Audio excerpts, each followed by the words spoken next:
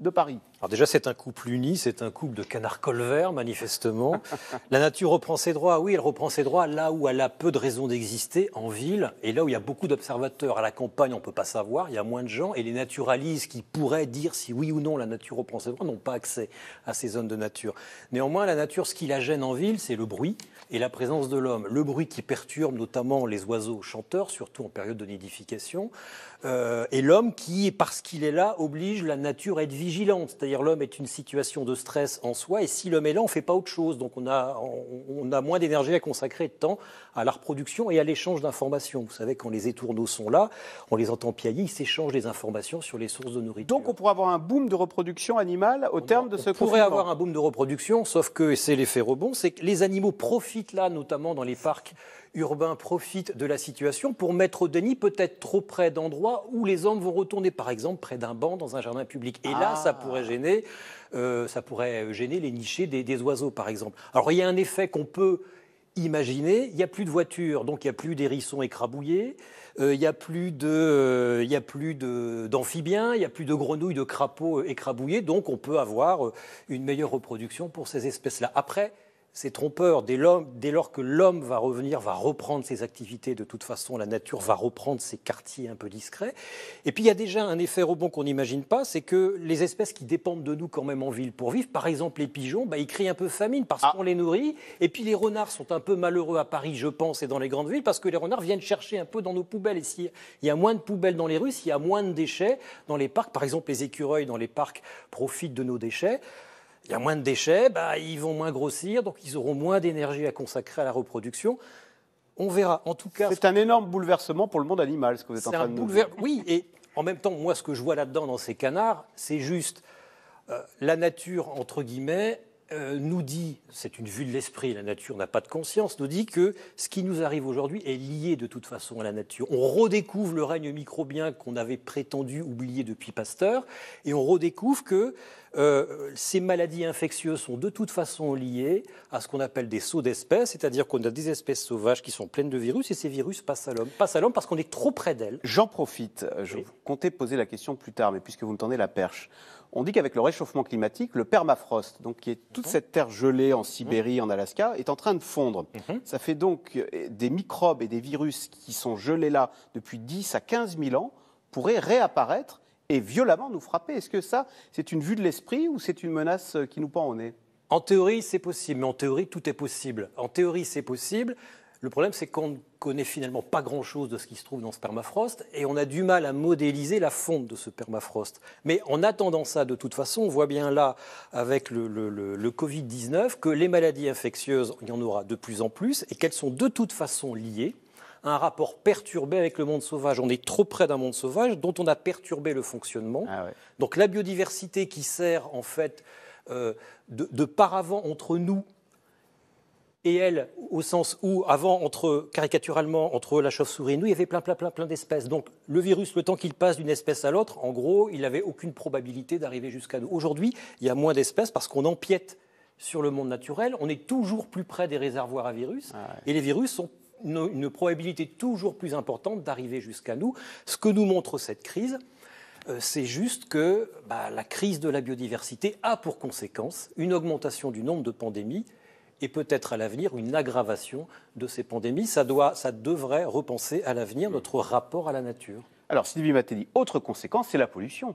L'air est pur. Alors là, pour le coup, on peut le chiffrer. On a des chiffres, des baisses spectaculaires. On va voir en Bretagne pour le dioxyde d'azote, moins 50% également de dioxyde d'azote dans le Val-de-Loire, moins 60% en Île-de-France. Enfin voilà, on a la carte là. Et alors c'est un phénomène mondial. On a ces cartes amusantes en Chine où on voit la pollution avant, pollution après. Là aussi, il y a une baisse spectaculaire. Là, pour le coup, on ne peut pas dire que c'est négatif. Là, c'est sûr que c'est positif. Alors c'est certain que c'est positif. Et puis il y a quelque chose qui est certain également et il va être intéressant de voir comment réagissent à ça les climato-sceptiques ou toutes ces personnes qui critiquaient le fait que ce soit l'être humain qui pollue autant l'air, etc., etc. Parce que les faits sont incontestables en réalité. C'est bien l'homme qui est à l'origine. C'est bien le ralentissement de la circulation automobile, c'est bien toutes ces choses-là qui permettent de réduire aujourd'hui les pollutions.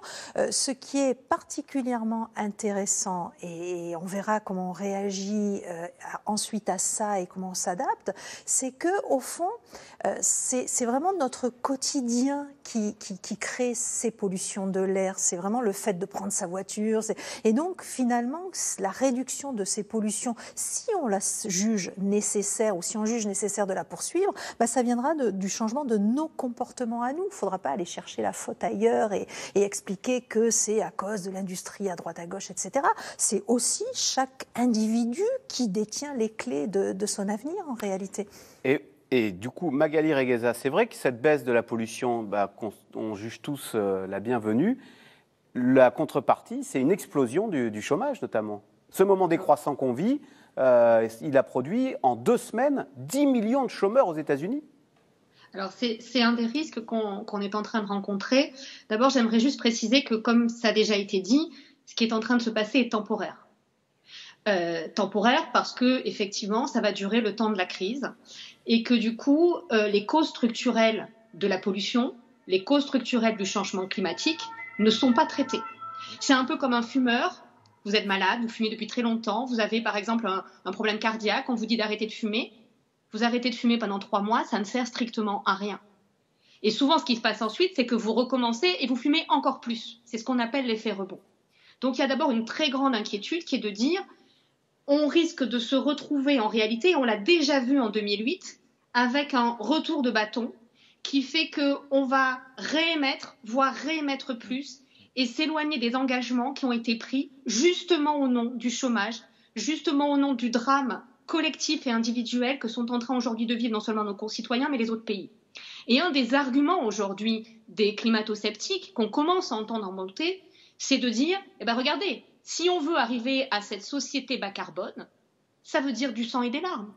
Ça veut dire du chômage, ça veut dire de la pauvreté, ça veut dire la destruction de nos économies, de notre bien-être, parce que, bien sûr que c'est un changement de comportement, mais ne pas prendre sa voiture tous les jours, ça a un coût énorme. Regardez aujourd'hui les personnels, par exemple, qui sont obligés d'aller travailler, qui ont des difficultés pour prendre leur voiture, qui ont des difficultés dans le transport en commun, c'est extrêmement lourd à porter. Donc le changement climatique et le changement de comportement, il a aussi un coût. Et donc en fait, on voit aujourd'hui une petite musique qui est en train de se dessiner pour dire, mais regardez les efforts qu'on va vous demander. Et ces efforts, dans un moment de crise, dans un moment de souffrance, dans un moment de traumatisme, ils vont être extrêmement difficiles à expliquer et à entendre.